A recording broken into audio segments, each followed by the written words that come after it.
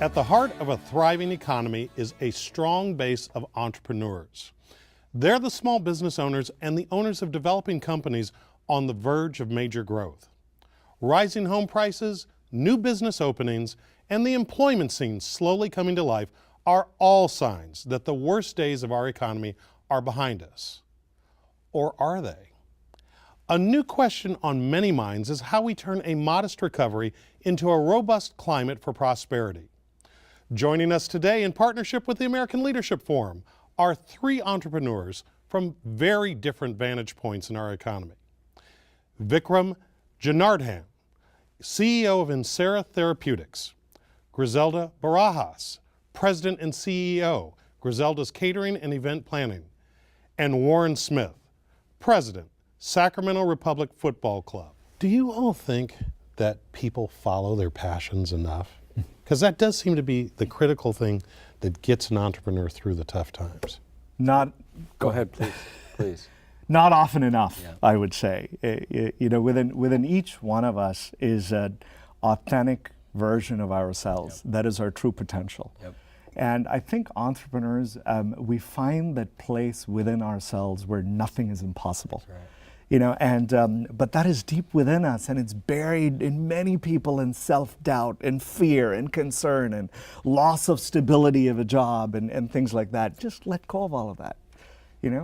Just go out there. If you believe in something, pursue your passion, and you'll see that the universe realigns itself to make your dream come true. You just have to trust the process. No, I'd have to. I guess what I'm looking for is for a person who's standing on the sidelines and says, I really want to follow this passion, to live this authentic life, but risk is paralyzing me. How do they get off the ledge? What I would say is you have to believe that we're all here on earth for a specific purpose. We have unique talents that no one else has. You have to believe that. I know I'm here on earth to leverage technology for the betterment of society. That's what I'm here to do, and I'm trying to do it.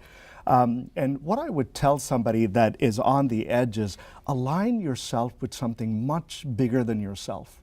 And that is the only way for your true potential to blossom. Start at a different place. Don't start at the place where you're staring at fear and you're concerned about all of the things that could go wrong. Don't start there. Start at a completely different place. Align yourself with something much bigger than yourself, and you will see that you get that self-confidence and courage to take on what is seemingly impossible. You will get that strength. Who inspired you? Who did you look at? Griselda talks about role models. Who did you look to and say, wow, I can be like them?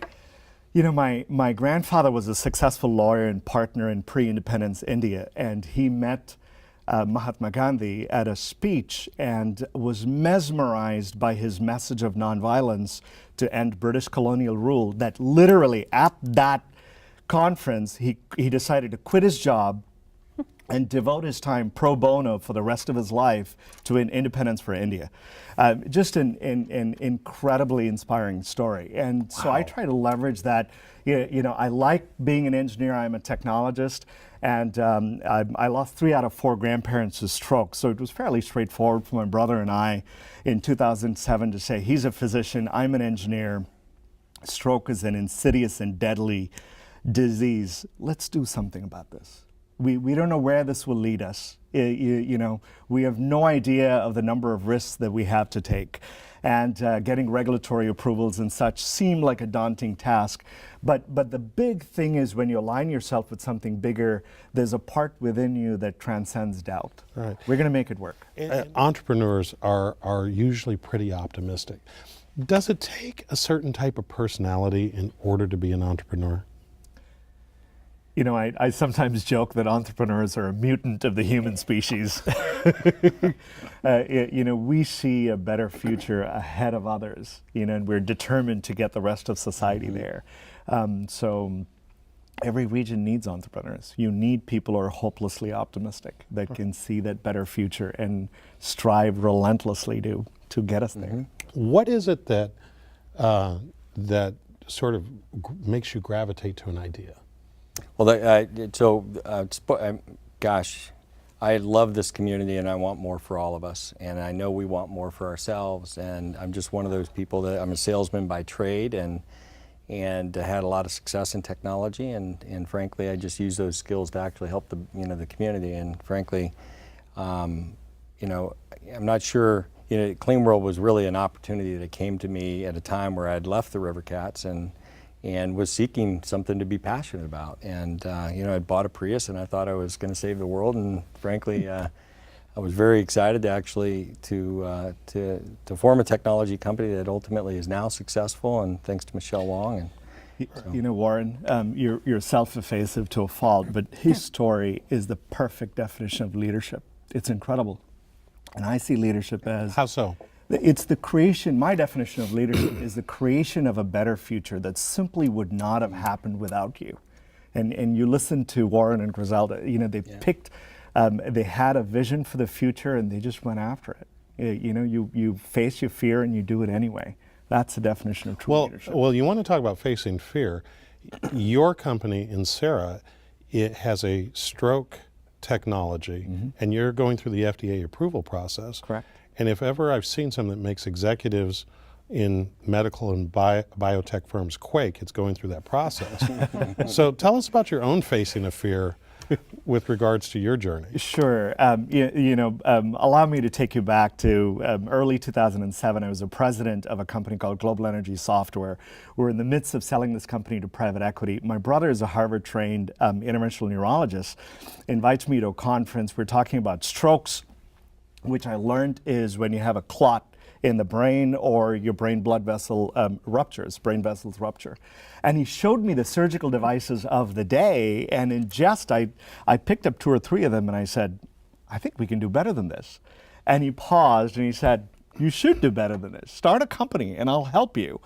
And one thing led to another. Just that easy. And the other personal motivation was both my brother and I lost 3 out of 4 grandparents to stroke. And nobody wants to lead a mediocre life and just kind of go through the motions. And we knew this was way outside our comfort zone, but we said, we got to do this. Yeah. We got to make a difference here. So within 48 hours, I had picked a name for the company and incorporated it, and we got cracking, and here we are. We're completing clinical trials. How important, from your perspectives, is entrepreneurship in creating greater prosperity in this region? If I may, real quickly, I think it's our biggest challenge in the Sacramento region. I mean, really? I think that while we've had some success, mainly from individuals that have moved from other parts of the state and coming to our great place, who have had some entrepreneurial success, we still don't really have the entrepreneurial foundation that I think we need. For instance, a lot of the financing's outside of the region, a lot of the ideas are outside of the region, and but it's jobs. So if you look at successful companies, whether it be Apple or Google or whatever, I mean, they started with an idea, two people in a garage that wouldn't give up, but it ultimately led to a lot of jobs, right? So we need that in our region. With not one Fortune 500 company here, we ultimately need a lot more of the smaller companies to fulfill that gap. We have all of the right building blocks. Yep. We've got a fabulous universities here, Sac State, UC Davis, Drexel University. You've got nonprofits like SARTA, whose only job is to make an entrepreneur succeed. You've got the cost of living is great. It's a fabulous place to raise a family. So you've got all these building blocks. And what I would say to the youth is just kind of, if inside of you there's an entrepreneur aching for expression, give it voice. Get out there, let go of your fears. And you made a terrific point. Shadow another entrepreneur who's done that. If you're getting into technology or you're getting into the services industry, find them, reach out to them, cold call them, send an email, never give up, and it'll pay huge dividends. A good place to leave it. Thank you all. Thank you. Thank you. And that's our show. Thanks to our guests, and thanks to you for watching. For Studio Sacramento, I'm Scott Syfax. See you next time right here on KVIE.